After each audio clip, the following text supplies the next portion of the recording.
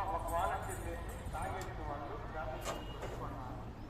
గ్యాప్లు మా పిల్లలు కూడా ఎవరైనా ఒక వాలంటీర్ చేసి పెద్దవాళ్ళు చిన్నపిల్లలు కాకుండా పెద్దవాళ్ళు అక్కడ చేసి ఆ గ్లాసులు బాగా వాళ్ళు శబ్దాలు చేస్తూ ఉన్నారు.